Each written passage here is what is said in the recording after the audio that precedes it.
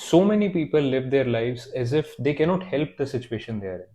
For example, you procrastinate a lot, you feel bad about it, but you do nothing to solve it. You've sort of become comfortable with the fact that you are a procrastinator. You feel that you cannot change anything about it. You are a procrastinator and you have to accept yourself the way you are. Or you handle situations, tricky situations at work, in your office, in your relationships, etc. You handle those situations almost childishly. You realize that you handle them childishly and you feel bad about it, but again you do nothing to change it. Again you feel almost helpless about it. You feel that this is just who I am, I this is my way of handling things, and again I have to accept myself the way I am. Even if they do not use these exact same words, a lot of people act as if they are helpless about their lives. They feel helpless about their lives, as if they cannot change certain parts of their behavior. They cannot change the way their lives are. They cannot change the way they look at their lives, the way they handle their life situations, etc. And I'm here to tell you that you can. You can change. You can change your life. This is not some inspirational, motivational gaga bullshit. I'm not into any of that. If you are a regular subscriber of the channel, you know that already. If you're not a regular subscriber, what are you waiting for? Hit that subscribe button and let's talk about changing your life. In one of my most highly recommended books, The Courage to be Disliked, there is an entire section dedicated to choices, where the author talks about how, in a lot of our life situations, we feel as if we are not making a choice. We feel as if things are happening almost unconsciously, almost under the hood at times, and we are not really making a choice. While what is really true is that, albeit unconsciously, a choice is being taken. You are choosing a certain kind of behavior. And the example he gives is a fascinating one. He talks about anger. He talks about anger in the sense that you choose anger. Anger does not just happen. Now, this may come as a surprise to a lot of people because with anger, a lot of people feel that they don't choose to get angry, but anger just happens. It's the situation that makes them angry, it's the people who make them angry, etc. But they never really choose anger. And this guy tells you that this is all bullshit. You are making a choice. It's almost like a cop out. You're almost trying to use this as an excuse that I don't choose anger. The situation or people made me angry, and therefore I had to be angry. There was no other way to go about it. And this guy tells you that this is wrong. You're actually choosing to be angry. And he gives a fascinating example. I love this example. He says, imagine you're on a phone. This is something that will resonate with you. Imagine you're on a phone and there's a fight happening and you're using expletives, and there's this other guy who's shouting back at you, you're shouting at them, and you're all in full flow. It's complete anger. And suddenly the doorbell rings. So you have to put the phone down, go and answer the doorbell. And of course, whoever is out there, you're not angry with them. So you talk to them in an okayish manner. You take care of the situation, come back, pick up the phone, and you're back at your anger, and you're again talking like you were always in this fight and nothing had happened, etc. You recognize what just happened. In that very moment when you put the phone down and went out, you chose to be not angry. And when you came back, you again chose that this is a situation I have to shout in, I have to be angry in. And this is where choice comes in. As soon as you become aware that you're making this choice, can't you make a better choice? You can do that. And this is exactly how choices work. This entire video is dedicated to choices, decisions, if you want to call them. Now, like I said previously, a lot of people feel that while they can take a small decision here or there or make a little choice here or there, they cannot really go about choosing the fundamental way in which they behave. They're locked in some sense. This is just who I am. This is how I am. I have to accept myself the way I am. And while it is true, a lot of our core behaviors, a lot of things that we perceive our life as, a lot of that is happening under the hood. And therefore, you do not have complete autonomy of that entire situation. But having said that, this should not be used as a cop out when you're making certain choices that you could have made otherwise, where you could have made a better choice. For example, this anger example that I just gave from this book, The Courage to be Disliked, the better choice for this guy was, of course, if he realizes that I'm being angry and I'm choosing to be angry because I was just not angry with that guy at the doorbell. But now that I am angry and I'm shouting at this person in the hope that this will control the situation, and everyone knows, every sane adult knows that anger never really helps you control anything, at least not in the long term.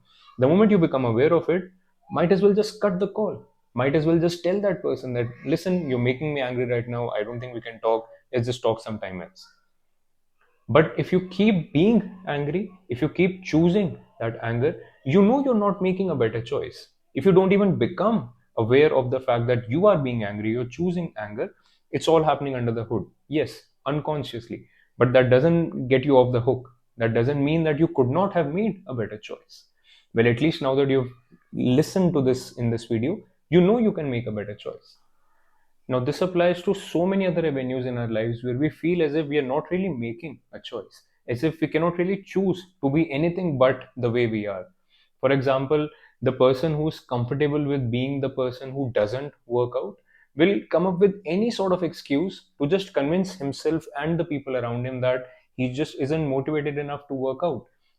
The person who doesn't want to make a healthy choice of eating healthier food over the junk food that's more easily available will come up with almost all sorts of excuses to convince again himself, herself, or people around them that this is just who I am. I cannot help but make another choice. This is just who I am.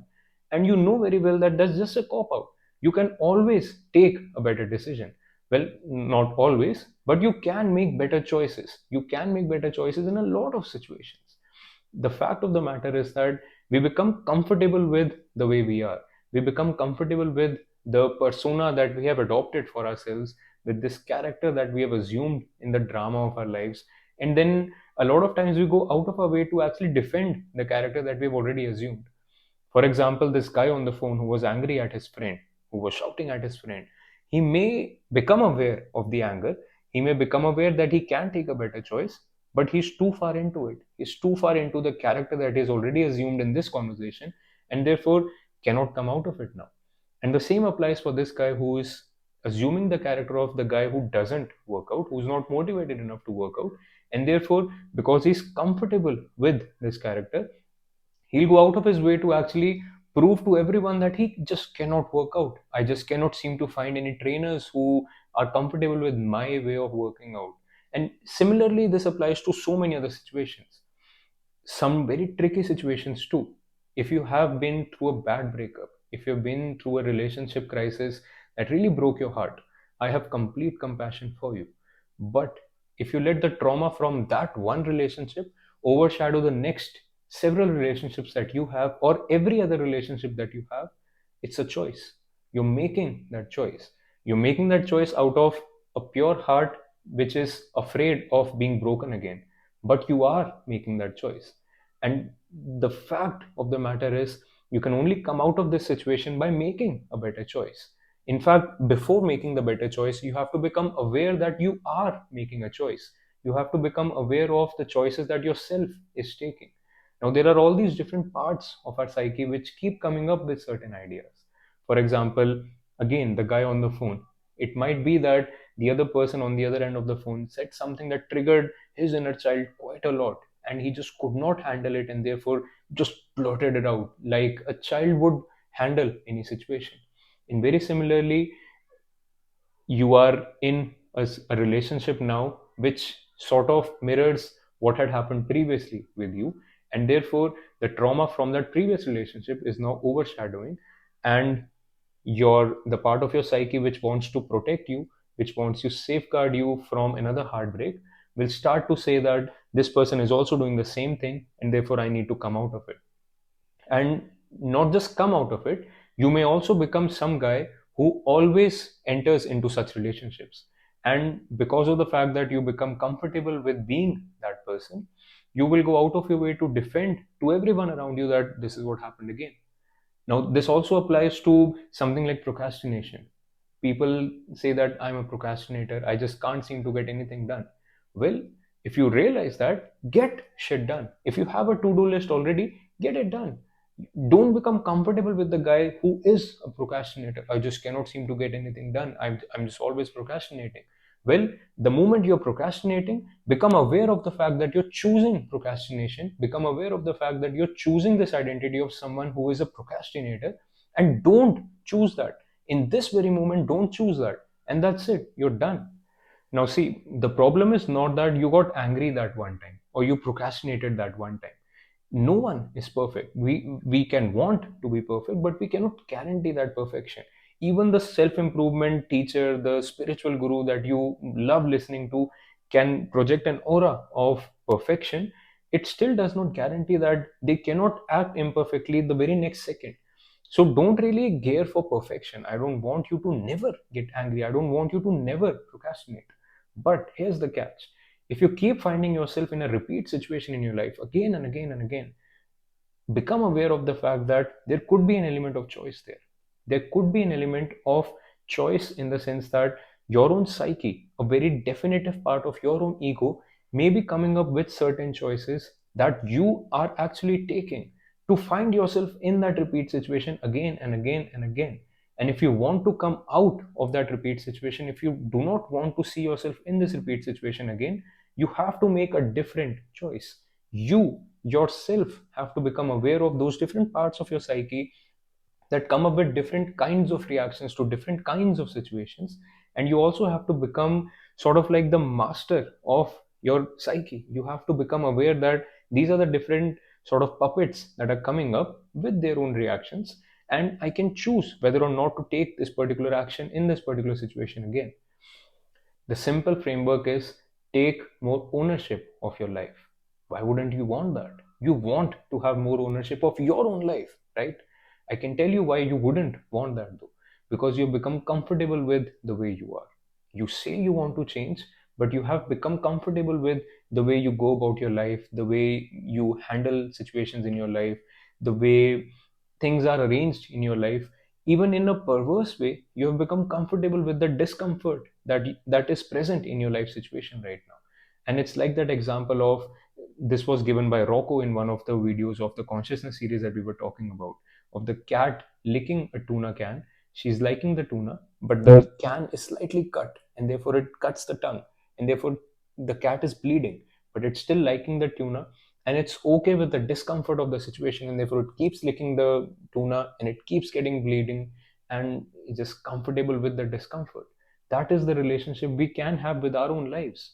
Even though we know we are in discomfort, even though we keep saying that we want to change, we become so comfortable with the discomfort that we are afraid of the change that coming out of the situation will bring. And that is again a choice. You can make better choices. My good friend and fellow philosopher Rocco Jarman has a very powerful quote which completely applies here. He says, "We are who we repeatedly choose to be." Now, if you're someone like me, whatever I've said so far in this video should put you off in a direction where you just want to shut down your laptop, you just want to put your phone away, and you want to meditate and think about where this applies in your own life, where you have been taking certain choices which you felt were happening just under the hood, and you could not have done anything else but make that choice. You want to put everything away, all the distractions away, and just meditate. Just want to understand why this is happening the way it is happening, where you can make better choices. However, if you are someone who likes more structure to his or her self improvement project, I have an excellent resource to point you to. Rocco just told me about a practice that he uses with his clients, which he calls one voice at a time. And it's exactly what we've talked about in this video. There are all these different voices which keep coming up with certain reactions, certain voices to the situation that we find ourselves in. And as a as an individual self, you have to become aware of these different voices, and you have to become aware of the discernment needed to actually make a better choice in a given situation. And that's exactly what he teaches. I think that is a fascinating tool to actually upgrade your own sigma quotient. Now, the sigma quotient is also something that Rocco is bringing up. It's almost like a measure of trying to figure out how skillful you are in handling these tricky situations in your life, in handling these sort of curveballs that life can throw at you at any point of time. That's a very simple way of understanding it. Rocco does a brilliant job of explaining it. I've put down a link to his landing page down below in the description.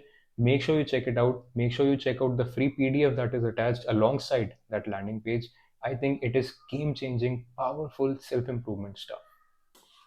If you want to read The Courage to Be Disliked, the book that inspired this entire video, make sure you check it out from the link down below in the description. If you do that, you help support the Unlearning Playground in a big way.